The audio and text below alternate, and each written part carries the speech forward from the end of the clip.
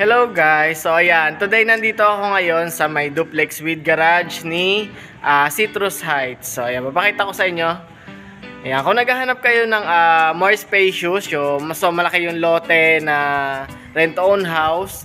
So affordable, so yun, may garahe, kaya ang 2 to 3 bedrooms, tapos maraming provision sa loob ng unit niya.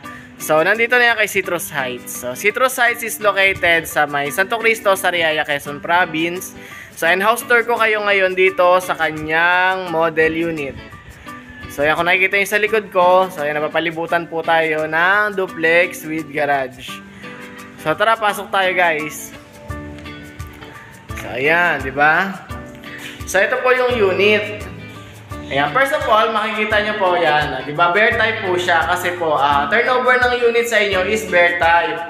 So, ibig sabihin, wala po siyang partition, wala siyang mga division, hindi siya painted, wala siyang ceiling. So, ganito po talaga. Ayan, diba? So, dito sa first floor, provision siya for living room, dining room, kitchen. So, yung kitchen, depende sa inyo kung ilalagay nyo dito sa loob. Pwede naman po din na nasa labas. So, yun, depende po talaga sa idea nyo. And then, ito naman po yung kanyang bathroom. Naka-half tiles na po siya. Ayan, kung napapansin nyo. Naka-half tiles na po yung ating bathroom. Then, punta po tayo sa may likod. So, ayan. House tour ko kayo ngayon. So, dito naman po sa likuran, ayan, mayroon din po kayong mini kitchen. So yun nga, depende sa inyo kung nasa labas or nasa loob. Kasi dito sa likod po is provision nyo yung service area na another lot nyo pa po nasa 2 meters. Ayan, so dito, ayan, nandito. So 2 meters yan, dito sa may tinatapakan ko is pa-box type pa po yan. Extra lot nyo po yun. So depende sa inyo kung gagawin yung kwarto, gagawin yung garahe, kitchen, like labahan, yung mga ganon-ganon. So, depende talaga sa inyo kasi malawak pa yung likuran. Pwede nyo po i-maximize yun kapag na-turnover sa inyo yung inyong unit. So, ayan. So, punta po tayo sa my second floor. So, sa second floor po is provision naman siya for 2 bedrooms. So, pwede din 3 bedrooms. So, depende po talaga sa inyo. So, kaya po tayo sa stair. Yung stair niya po is ayan, maganda din po yung pagkakagawa ng kahoy, matibay. Ayan, di ba? So, pwede niyo pagandahin depende sa naisip niyo idea. So, dito din po sa taas igas ganun din po. So, meron siyang 3 ventilation, 3 bintana sa magkakaibang angle. And then sa may bubungan niyo naman po is ganyan, wala pa po siyang ceiling.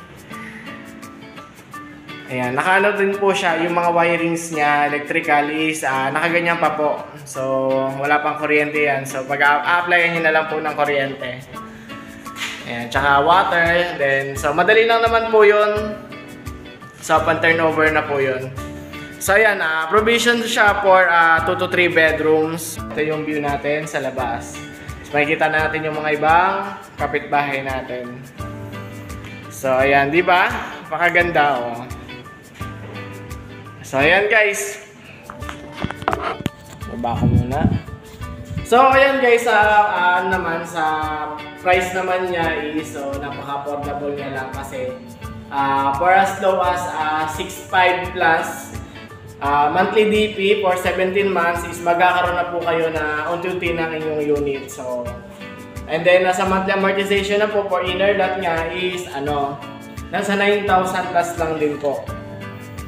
So yun, ganun po, spacious na siya, and then so malawak ang lote, may garahe nga, and kaya 2 to 3 bedrooms, maraming provision. So di ba, napaka worth it mag-invest dito kay Citrus Heights sa kanyang duplex with garage. So guys, ayan ipapakita ko sa inyo yung full details, yung sample computation. So ayan, para mas makita niyo yung ng malinaw. So yun lang guys, thank you sa panonood, and kung mayroon kayong mga tanong and mga other